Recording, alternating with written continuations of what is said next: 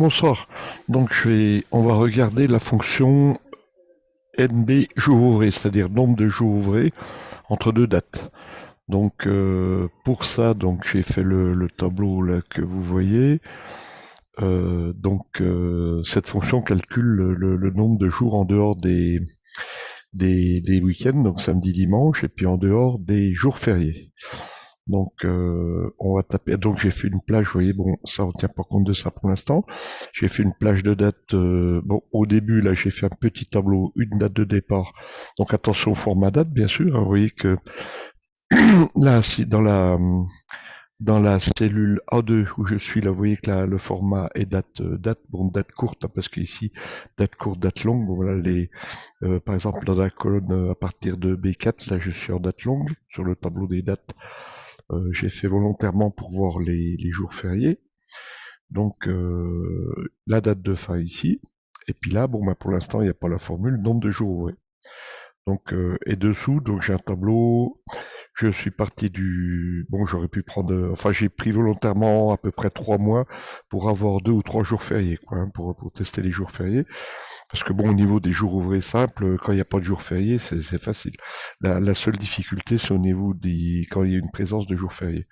Donc bah là, je suis parti d'ici 30 avril, bon, ça descend jusqu'au 27 mai. Là, ça repart donc le 27 mai, ça recommence au 28 mai, donc chronologiquement, jusqu'au 24 juin. Là, ça repart du 25 juin jusqu'au 22 juillet. Et dans cette période, il y a en jours fériés qui sont non compris dans le week-end, parce que là, bon là le 1er mai, je l'ai mis en bleu, mais en fait, il sera en jaune, ce serait pareil, il est compris dans le week-end. C'est un jour férié, mais comme il est inclus dans les samedis dimanches, donc il compte pas, il n'est pas pris en compte dans la formule. Là, les seuls jours fériés qui seront pris dans la formule, ce sera les fériés extérieurs. Donc ça sera ni le 8 mai, hein. Le 8 mai, c'est la même chose. Donc par contre, j'ai là dans cette colonne B, j'ai ici le 26 mai l'Ascension en jour férié. Donc dans la colonne D, j'ai la Pentecôte qui tombe en dehors du samedi dimanche, le lundi 6 juin. Ça correspond à l'année 2022, vous voyez, hein. Donc et puis le 14 juillet qui tombe ici là de la fête nationale. 14 juillet qui tombe un jeudi. Voilà. Donc je me mets tout de suite dans la colonne, dans la cellule C2 là pour mettre ma formule ici. Là on va calculer déjà en normal, donc égal NB. Bon, il y a toutes les fonctions NB, donc là on va prendre celle qui nous intéresse, le nombre de jours ouvrés, c'est ci, double clic. La parenthèse s'ouvre, vous voyez le petit infobulle, donc date de départ, date de fin, et puis entre croches, jour férié. Donc bon, il n'y a pas forcément des jours fériés, donc on va mettre déjà une date de départ. On clique sur A2, donc là j'ai mis le 30 avril, là je pourrais faire varier, hein. Séparateur toujours, date de fin, donc là on clique sur le 22 juillet, on ferme la parenthèse, entrée, voilà, j'ai 60 jours. Donc vous voyez que les 60 jours, bon là on parle pas de jours fériés, là il calcule ce qu'on lui demande de faire. Donc puisqu'il y a 5 jours par semaine du lundi au vendredi, en jour ouvré, sans tenir compte des fériés, donc ça fait une semaine, 2, 3, 4, 5, 6, 7, 8, 9, 10, 11, 12. Donc 12 fois 5, 60 jours. Je n'ai pas tenu compte des jours fériés. Bon, je peux faire un essai. Bon, je reviens sur la formule. Je pourrais faire un essai sur 2 semaines, c'est peut-être plus rapide. Je peux changer les dates ici, hein. Les dates ici, bon, c'est bon calendrier, c'est simplement une base de données, hein, qui est en dessous, hein. J'en tiens compte parce que j'ai l'information des jours, tout simplement, hein. Donc là, si je faisais varier évidemment bon, je peux partir de n'importe quelle date, par exemple. Ici, je me mets sur là, si je mets 3 mai, bon, en saisie, là, je me remets ici, par exemple, je pars au hasard du 3/0522. Bon, évidemment, ça bouge tout de suite parce que ça fait donc 3 mai, oui, ça fait un jour en moins. Ça calcule automatiquement. Si je me mets ici au 11 mai, par exemple, ici, là, je mets 11/5, c'est une période courte. 11/05/22.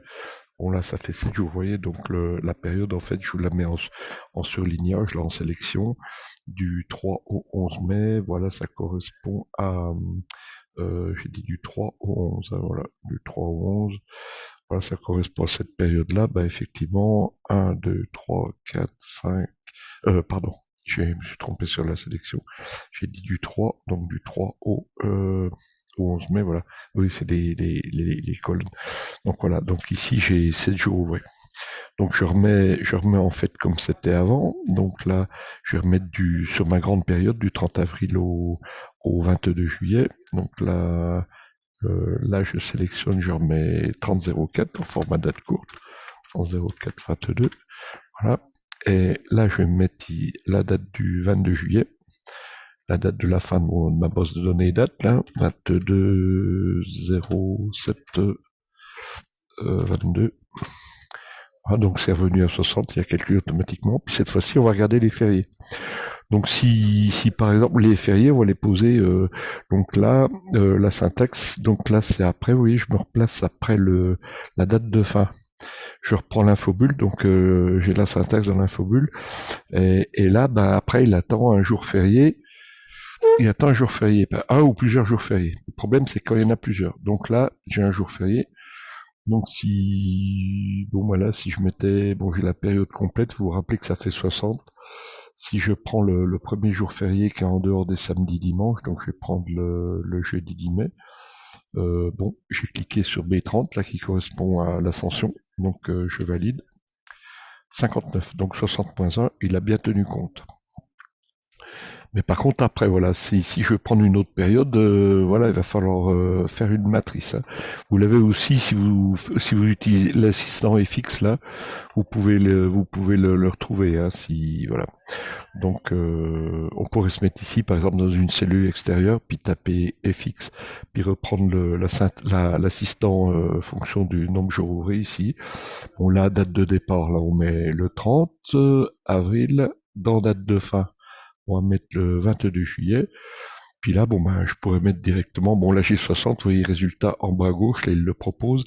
Si je prends un autre jour férié, par exemple, bon, ça fera, voilà, j'ai cliqué sur la Pentecôte le 6 juin, il me met 59.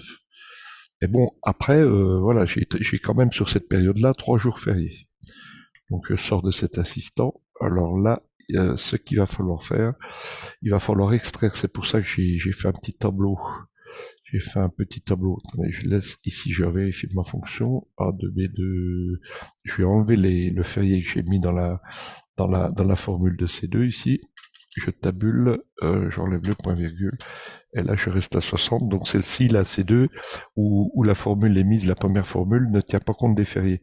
Par contre, je vais aller là-dedans. Je vais me mettre ici et puis je vais faire un calcul ici en J6. Donc l'astuce consistera à copier. Ici, vous savez qu'une date, par exemple, si vous prenez, on va prendre le premier férié, donc ici, je fais copier, je la copie. Si je me mets ici, je peux la copier. Bon, si je la copie, j'ai des options de collage, hein. Là, ça sera en date longue, vous voyez, il y a les dièses derrière. Je vais là simplement la coller en date brute. Puis vous voyez que je les avais mis à côté. Là, ici, j'ai 44 707. Hein. Donc, qui est 44 707 correspond à la date du 26 mai, sachant que le départ des dates système de tous les tableurs commence le 1er janvier 1900. Donc 44 707 correspond au 44 millième 707e jour depuis le 1er juillet 1900 à la date du jour, hein, au 26 mai. Là. Voilà. Donc on va faire pareil pour le 26 juin. Puis vous voyez qu'on aura 44 718 pour le 6 juin, et ici on aura 44 756 pour le 14 juillet. Lundi 6 juin, je fais copier. Je viens ici dans ma petite base. Bon, j'ai mis 3 cellules parce qu'il y a 3 fériés. Hein, voilà, j'ai mis en couleur pour me retrouver. Voilà, ici, et je fais pareil, je fais échappe, je refais pareil pour le 14 juillet. Copier, je viens ici, collage spécial, valeur. Donc je me remets dans ma petite cellule expérimentale là, puis celle-ci, de toute façon maintenant je peux faire soit par l'assistance, soit par, on va le faire des deux méthodes rapidement, égal NB, donc je reprends ma formule NB jour ouvré, la parenthèse s'ouvre, je mets la date de départ que j'ai même ici, point virgule, je mets ma date de fin que j'ai ici, point virgule, mais cette fois-ci je vais mettre la plage.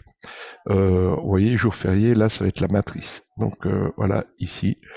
Et puis vous vous rappelez, bon, donc la cellule C2 ne tient pas compte, là il y a 60. Logiquement, je devrais avoir moins les 3 jours, c'est-à-dire 57. Donc vous voyez la plage, la syntaxe c'est ça. Donc avec le délimiteur de plage, le 2 points, là, qui a pris la plage des 3 fériés que j'ai mis dans d'une mini base de données à côté en fait, hein. Donc là, si je valide 57. Voilà. Donc on peut se mettre ici dessous, si vous voulez. Si je prends l'assistant, je l'ai validé, donc je me trouve dans la cellule dessous. Si je prends l'assistant ici et puis que j'ouvre là l'assistant double-clic, donc je rouvrais. Donc là, je peux faire la même chose. Je peux constater ici date de départ ici, date de fin B2. Et bon, bah là, vous voyez, j'ai résultat à 60 comme ici, hein, ça qui tient pas compte des fériés. Et là, si je me mets là, idem, si vous voyez, si je sélectionne ma plage, 57, j'ai 57 en bas, je peux valider et j'ai la même chose. Voilà, bonne soirée.